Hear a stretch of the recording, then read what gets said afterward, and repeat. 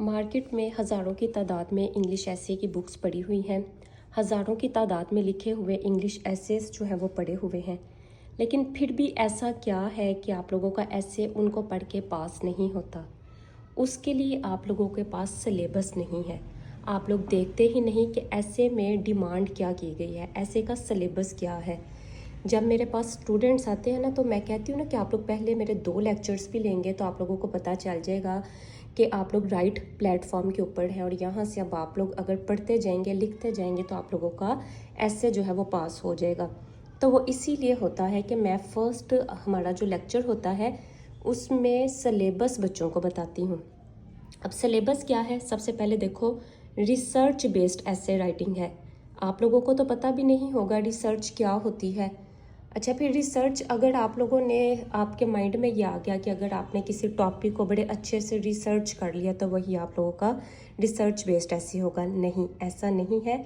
Actual में एक आप लोगों के स्ट्रक्चर की रिसर्च होती है। मैंने कितने ही ऐसे, ये आप लोगों के सामने मेरे ओल्ड स्टूडेंट्स के काउंटलेस एसेस जो हैं वो पड़े हुए हैं।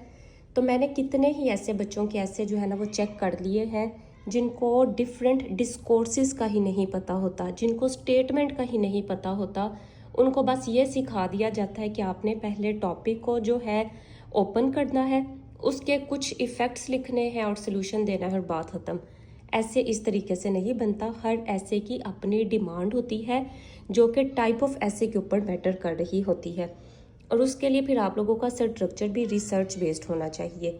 फिर आप लोगों का कम्प्रीहेंसिव ऐसे होना चाहिए। कम्प्रीहेंसिव का मतलब ये होता है विद इन वर्ड्स लिमिट आप लोगों ने अपने ऑल आइडियाज़ को कवर करना है, कन्वे करना है। ठीक है। फिर आप लोगों की आर्टिकुलेशन मैटर कर रही होती है। आर्टिकुलेशन के बाद आप लोगों का टेक्निकल ट्रीटमेंट जो है वो मैटर कर रहा होता है। टेक्निकल ट्रीटमेंट के बाद जो है वो आप लोगों का एक्सप्रेशन आ जाता है। ये 5 क्राइटेरिया पूरे होंगे फिर ही आप लोगों का इंग्लिश ऐसे जो है वो पास होने की तरफ जाएगा। अच्छा, अब एक तो ये बात हो गई कि आप लोगों को जो है ना वो सिलेबस पता होना चाहिए। फिर उसके बाद आप लोगों के पास पूरे का पूरा जो है ना वो ऐसे का स्ट्रक्चर भी होना चाहिए।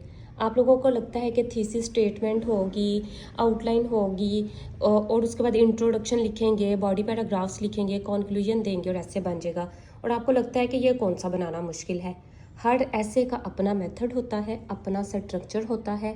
आप लोग 100+ एसेस जो हैं वो लिख लो। आप लोग उसकी बेस नहीं समझते कि कौन सी टाइप पूछी गई है, किस तरीके से आप लोगों का स्ट्रक्चर बनेगा। ऐसे कभी भी पास नहीं होगा। मेरे पास वो बच्चे भी आए हैं जिन्होंने लास्ट वाला बैच लिया है, दिसंबर वाला लिया है, लेकिन एक बैच के बाद उन्होंने उसके दौरान 2 से 3 एसेस लिखे होंगे, फिर भी पास हो गए। क्यों?